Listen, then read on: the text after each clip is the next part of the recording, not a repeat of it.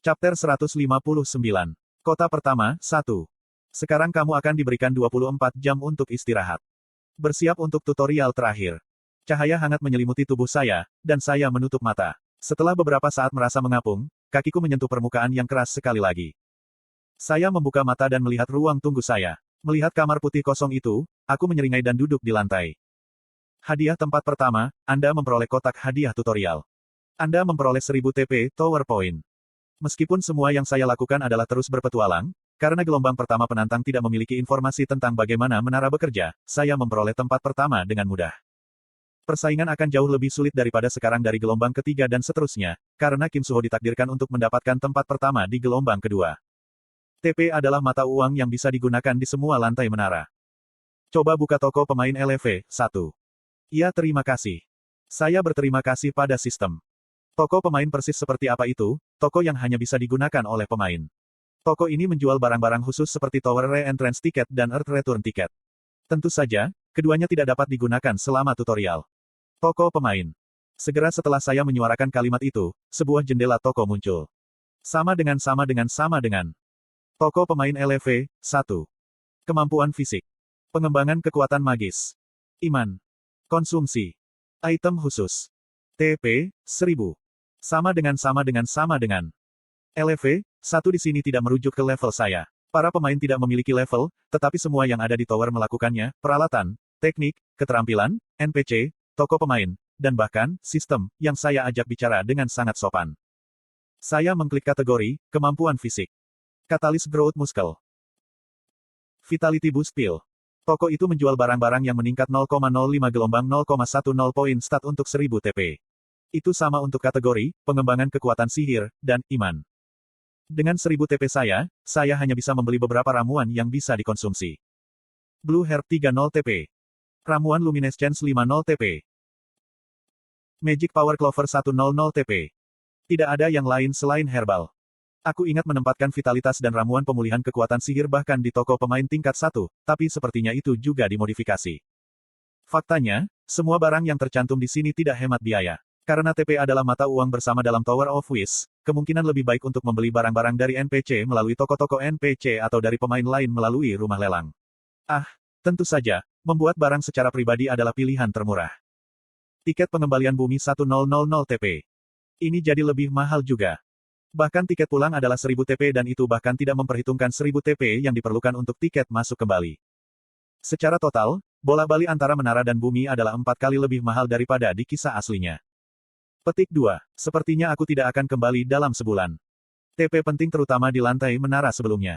Saya berjanji pada Evandel bahwa saya akan kembali dalam sebulan, tetapi sepertinya saya membutuhkan setidaknya 2 bulan. Selanjutnya, saya memeriksa kotak hadiah. Sama dengan. Kotak hadiah tutorial kinerja. Anda akan mendapatkan 3 gulungan pembaruan acak. Kotak ini akan hilang kecuali dibuka dalam 12 jam. Sama dengan.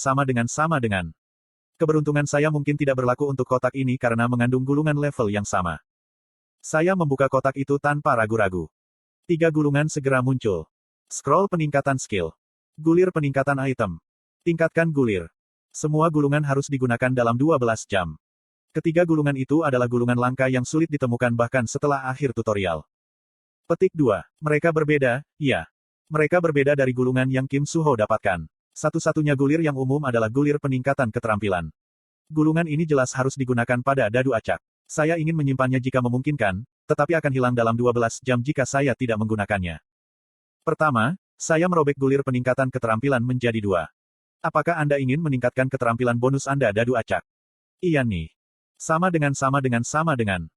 Pilih arah peningkatan. Efisiensi LV, 1. Asteris mengurangi waktu pengisian acak dice. LV, 1 batas naik. Asteris peringkat item yang bisa kamu dapatkan dari random dice meningkat. Kecerdasan LV, 1.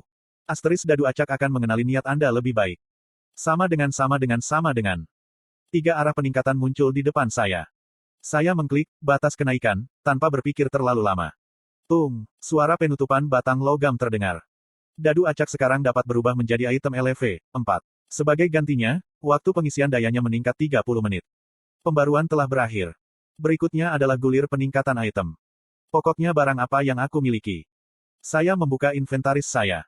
Dadu acak LV, 1 kulit flashfish LV, 2 hati hitam tanduk gurita LV, 1 red crystal spear LV, 1 red crystal axe LV, 1 red crystal fishing rod LV, 2 Yggdrasil leaf glossy Seafish Tough Skin. Persediaan saya penuh dengan hanya 8 item. Itu tidak bisa membantu karena inventaris saya hanya level 0. Saya merenung. Tidak ada item dari tutorial yang layak disimpan selamanya. Meningkatkan tombak kristal merah sepertinya juga. Tunggu. Daun Yggdrasil. Apakah bisa di-upgrade? Saya mencoba menggosok gulungan pada daun. Apakah Anda ingin menggunakan item upgrade scroll pada LV 2 Yggdrasil leaf? Berhasil. Saya segera mengkonfirmasi. LV 2 Yggdrasil leaf menjadi LV 3. Efektivitas, berkah Yggdrasil, meningkat. Kemampuan fisik Yggdrasil leaf meningkat. Asteris kekuatan, vitalitas, stamina, dan statistik kecepatan Anda meningkat 0,1 poin tambahan. Baiklah, itu untuk item. Sekarang, sudah waktunya untuk perbarui gulir. Gulungan ini tidak memiliki awalan seolah-olah untuk mengatakan itu dapat digunakan pada apapun. Saya segera memutuskan bagaimana menggunakan gulungan itu. Saya ingin memutakhirkan sistem. Dengan itu, saya merobek gulungan menjadi 2. 1 detik. 2 detik. 3 detik. Sistem, yang selalu merespons dengan segera, muncul 3 detik kemudian. Apakah Anda yakin ingin memutakhirkan sistem LV 0 ekstra 7? Sistem itu tampaknya terkejut. Mungkin, itu bahkan bahagia. Tentu saja. Saya tersenyum dan mengangguk. Sistem-sistem LV 0 ekstra 7 menjadi sistem LV 1 ekstra 7. Ruang tunggu pribadi Anda menjadi lebih besar. Persediaan Anda menjadi LV 1. Komunitas. Sederetan peringatan sistem memberitahu saya bahwa keputusan saya benar. Dengan meningkatkan sistem, ruang inventaris saya meningkat dan dengan suara gemuruh, ruang tunggu saya juga bertambah besar. Besar. Aku melihat sekeliling ruang tunggu. Saya akan sering datang ke sini dari sekarang. Saya berencana untuk membawa teman-teman saya ke sini juga. Tentu saja, menara memiliki lantai yang sangat besar yang disebut area hunian, yang hampir seukuran Korea, tetapi di lantai lain, ruang tunggu pribadi ini adalah satu-satunya tempat saya bisa beristirahat dengan tenang. Sekarang mari kita membuat beberapa perabot. Ini adalah bagian dari pelatihan saya karena membuat hal-hal harus membantu meningkatkan statistik dan kecakapan ketangkasan saya. Pertama, saya membutuhkan beberapa bahan. Saya mengeluarkan dadu acak dari inventaris saya dan melemparkannya ke tanah. Pohon oak yang dipotong dengan baik. Tidak memiliki level sebenarnya berarti LV 0. Dengan kata lain, itu adalah payudara, sampah yang hanya bisa digunakan untuk laci atau ubin lantai. Jadi, saya menggulung yang lain. LV 3 kayu hitam berkualitas tinggi. Manis. Sebuah log besar muncul. Dengan ini, aku seharusnya bisa membuat tempat tidur. Saya membuat alat dengan kekuatan sihir stigma dan mulai bekerja. Huap. 12 jam berlalu dengan cepat. Trait, Dexterity, meningkat ke kelas 8. Teknik kerajinan meningkat ke LV 2. Tambahkan sentuhan akhir pada peralatan buatan tangan. Kerajinan otomatis menjadi lebih rumit. Anda mendapatkan mata cetak biru. Kekuatanmu meningkat 0,1 poin. Stamina Anda meningkat 0,1 poin. Vitalitasmu meningkat 0,1 poin. Setelah jatuh ke kelas 9, keluasan dikembalikan ke kelas 8, dan statistik fisik saya meningkat 0,1 poin. Sama dengan LV 3 tempat tidur nyaman. Pemulihan LV 3. Asteris benar-benar mengembalikan vitalitas dalam 6 jam. LV 3 nyaman. Asteris menjernihkan pikiran Anda. Sama dengan. Saya membangun tempat tidur single yang luar biasa. Sekarang, saya punya 12 jam tersisa. Sayangnya, saya tidak punya waktu untuk beristirahat. Alasan saya bekerja sangat keras adalah untuk menggertak bajingan itu. Atau saya kira wanita jalang itu, Jin Sahyuk, sebanyak mungkin. Aku harus menjadi lebih kuat lebih cepat darinya. Aku kesal sekali. Bahuku terasa seperti akan lepas, tapi aku masih punya banyak hal yang harus dilakukan. Selanjutnya, saya harus membuat peralatan. Saya sedang memikirkan topeng dan hoodie untuk menyembunyikan wajah saya, dan saya juga ingin baju besi sederhana. Saya menggulung dadu acak lain untuk mendapatkan lebih banyak materi.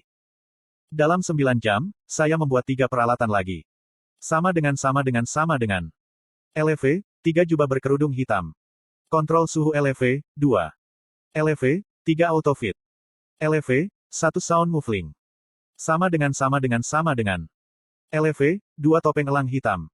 LV 2 pembersih udara. LV 2 perlindungan wajah. Sama dengan.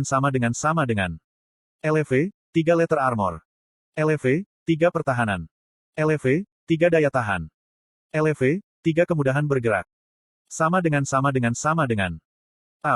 Aku sangat lelah. Untungnya, kekuatan sihir stigma bekerja dengan baik, dan mereka semua berakhir dengan efek yang saya inginkan.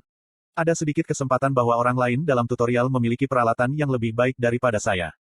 Anda memperoleh tekniknya, LV, 1 Magic Power Infusion. Efek kekuatan sihir yang dimasukkan ke dalam item meningkat. Tutorial terakhir akan dimulai dalam 1 jam. Melihat peringatan sistem, saya merenung. Tutorial terakhir tidak terlalu sulit. Konsep tutorial pertama adalah pertempuran, konsep tutorial kedua adalah survival, dan konsep tutorial terakhir adalah masyarakat. Sebelum tutorial terakhir dimulai, saya memasuki komunitas. Forum publik. Baca ini jika Anda ekstra 7. Ketika saya sedang menggulir forum publik, saya menemukan posting mencari saya. Saya tahu siapa yang membuat posting sebelum membacanya. Baca ini jika Anda ekstra 7. Nayun Jajangman. Apakah kamu masih hidup? Jika demikian, jawab saya. Dia pasti mengira aku mati karena tiba-tiba aku berhenti merespons terakhir kali. Saya tertawa dan mengetik balasan saya. Apa? Kamu menyelesaikan tutorialmu. Dia tampaknya telah menerima peringatan saat dia dengan cepat merespons. Seperti yang diharapkan, kau masih hidup, Hyung Nim, aku menunggu tutorial terakhir. Kesulitan apa yang Anda hadapi? Kamu dulu, Hyung Nim. Aku yang tertinggi. Wow, Hyung Nim pasti benar-benar seseorang yang luar biasa. Sangat menakutkan. Segera, tutorial terakhir akan dimulai. Aku tidak punya waktu untuk berbicara. Saya tidak punya cukup waktu. Tidak dimungkinkan untuk masuk ke komunitas selama tutorial. Hei, saya memulai tutorial terakhir. Jangan mati dan ikuti saya dengan benar. Ya Hyung Nim. String panjang membuatnya terdengar seperti dia memandang rendah saya, tapi saya tidak repot-repot menjawab. Tutorial akhir, mempertahankan keuntungan. Sekarang Anda akan dipindahkan ke kota tutorial. Cahaya meledak seperti kabut tebal. Merasakan kehangatan cahaya, aku memejamkan mata. Anda berada di kota tutorial tingkat kesulitan tertinggi. Selama 10 hari, dapatkan TP sebanyak yang Anda bisa di masyarakat tutorial.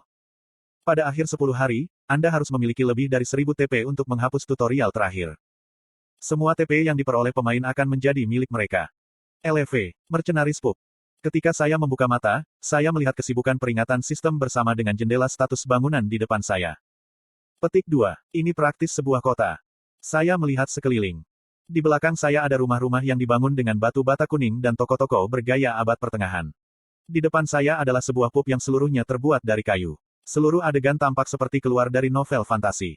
Untuk pertama kalinya dalam hidupku, aku memasuki sebuah pub. Kiik. Setelah membuka pintu kayu yang kaku, saya berjalan di lantai kayu yang berderit. Uhahaha. Hahaha. Kuhahaha. Begitu saya masuk, tawa gaduh terdengar. Pertama, saya melihat sekeliling dengan baik. Banyak NPC berotot berbicara dan bersenang-senang. Sebagai catatan, sulit untuk membedakan antara NPC dan pemain di menara. Karena itu, lebih baik berpura-pura menjadi NPC sebanyak mungkin. Aku mengangkat tudung di jubahku dan duduk di counter. Apa yang bisa saya dapatkan? Iya. Pemilik bertanya. Aku melirik menu di depanku dan memesan dengan lancar. 1 jin. Itu akan menjadi 50 TP. Anda dapat mengambil 50 TP dari inventaris Anda. Seharusnya tidak semahal itu. Petik 2. 20 TP. Pemilik menurunkan harga lebih dari 50%. Namun, 20 TP masih terlalu mahal. Saya pura-pura meraih ke dalam saku dan mengeluarkan 5 koin 1 TP. Pemiliknya menuangkan jin ke gelas tanpa mengatakan apa-apa. Sama dengan. LV, 1 jin. LV, 1 alkohol. Sama dengan. Tampaknya minuman itu tidak dibius. Saya menenggak gelasnya. Itu dulu. Kiik. Pintu kayu yang baru saja saya gunakan dibuka sekali lagi. Saya berbalik secara naluriah. Segera, mataku membelalak kaget. Berdiri di pintu adalah seorang pria dan wanita. Wanita itu berkulit putih dan pendek. Rambut putihnya terlihat bahkan dari kejauhan, dan matanya yang seperti anak anjing bersinar seperti perhiasan. Siapapun yang memandangnya akan bertanya-tanya bagaimana wajah sekecil itu bisa mengandung keindahan seperti itu. Di sebelah wanita itu adalah seorang pria Asia yang tegap. Penampilannya sama terpuji dengan penampilan wanita itu. Di mana ini? Sungguh misterius. Petik 2.